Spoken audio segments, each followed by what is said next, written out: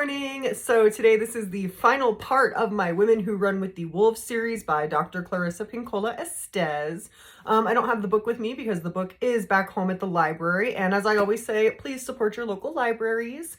So first things first, this book was actually a really long read for me, mainly because it required me to really digest it and sit with it and kind of question things about myself and recognize things within myself.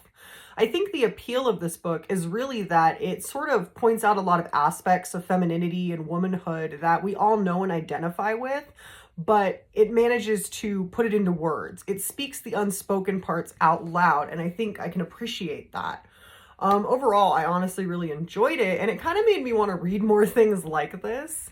I think the part of the book that I connected with probably the most is when she talks about that journey that is reconnecting with ourselves when we've lost ourselves. When it's laid out into words, it's actually kind of shocking just how easily it is for us to lose ourselves. It's easy to lose sight of who we are, and this book kind of recognizes that, and it has multiple chapters on how we can find our way back. I also like that this book really didn't chastise the women for falling into these situations. This book is written by a woman, it understands women, and it kind of understands the more sensitive side of us, and that the sensitive side of us that sort of sacrifices who we are for other people. The author really does a good job of recognizing that.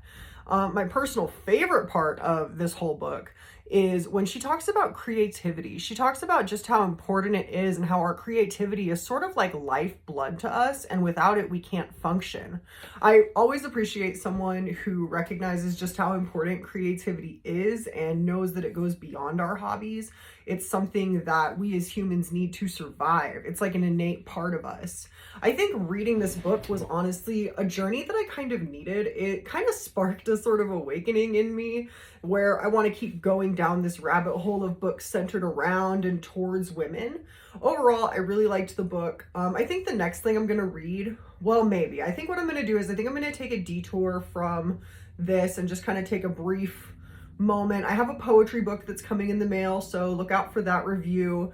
But I think after that, when I kind of decide to fall back into this verse, I really want to read The Feminine in Fairy Tales by Marie-Louise von France. To my knowledge, it has a vibe that's kind of similar. So I want to keep going on this kind of self-discovery journey because I found it actually really rewarding. And if you're a woman, I highly recommend reading it, and hopefully you'll learn some things too. And even if you're not a woman, check it out. I think that some of the things that the author says, while they are centered towards women, I think actually do end up connecting with a lot of people as a whole. So it might be worth it. So yeah, that's what I thought about it.